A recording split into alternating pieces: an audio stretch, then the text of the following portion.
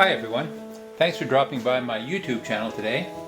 This evening I'm doing final test on Justin's USSC brand Pellet Stove Controller. Justin sent me this one because he was having an Err9. So the display up front here was displaying ER-9. If you look up in the manual and any of the manuals for USSC, you'll see that error is not listed as a fault code.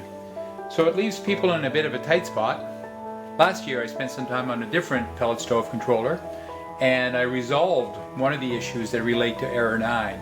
When Justin and I spoke on the phone about his controller throwing an Err9, I noted to him that I had previously repaired that kind of issue and I felt confident that I could do it again.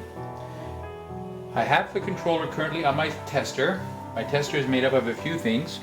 Of course, here's Justin's controller. I have an auger motor behind his faceplate here, so when the auger is being driven by the controller, you'll see this little X marks the spot and spin. I have 4 light bulbs at the back, one that simulates the igniter, the combustion fan, the auger motor, and the convection or room fan. Also connected, but you won't see it, I have an actual fan on the floor, a room fan, just to put extra load on the system. I do have an RTD connected to the controller. I have it through this little interface board here so I can connect and disconnect so we can see the impact of that. I also have an exhaust switch and I have a thermostat switch to simulate the thermostat being on or off. Generally speaking, most of you owners will not have a thermostat, you'll have a jumper on those pins. But that's fine, I'll check it anyways. Let's go ahead and turn this on. I'll power up the system and we see it boots up at USSC. And then it'll tell us that it's a pellet stove software, PLLT version 2.76, and it starts running. We see the combustion fan come on and the convection or room fan.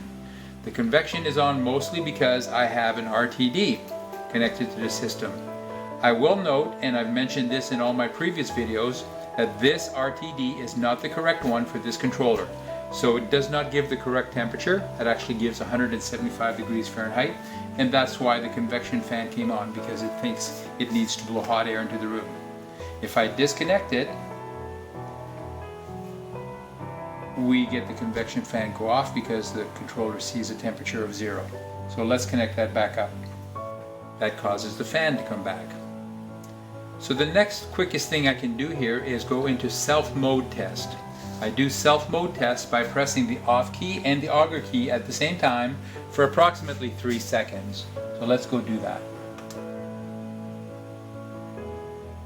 And when we do that, we go into draft mode. So we see the controller is sending out a signal to the light to turn it on, so the exhaust fan on your furnace would be running. If the exhaust fan was not running, and I can simulate that, the light goes off and then a light up here comes on, just above the on, so they toggle. So if the fan is not on, you'll get a green light down here, and if the fan is running, your draft fan indicator works correctly. That's one of the self-test checks, and that's why I put this switch on here. Press any key for the next one.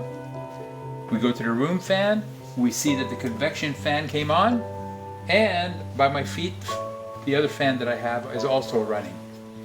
So that's fully functional. On to the next test. Igniter. We can see in the back that the lamp for the igniter came on, so the controller is powering the igniter. Next test, the auger. So a couple things happen here. Of course we see the light come on, but you'll hear the motor that's running and the X marks the spot is spinning. So that's working correctly. On to the next one. Go to the hopper. I don't have a test for the hopper per all of my other videos. Next one is stat. So that's the thermostat, if you happen to have a thermostat connected to your controller. If you do have a thermostat and you actuate it, you'll see the light just above the on come on and off with me actuating it. So that's the test for the thermostat. So that's functional. It sees the signal from the thermostat. To the next one, 170 degrees Fahrenheit. That's reading the temperature of this RTD. If I were to unplug it, it'll fall to 0. 0 degrees Fahrenheit, and if I plug it back in, it'll go to about 175 again.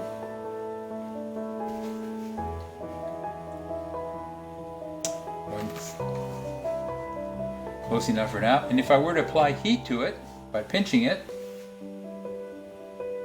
we'll see that it will rise above 200 degrees Fahrenheit. So that's telling me that the circuitry on the controller is actually functioning correctly.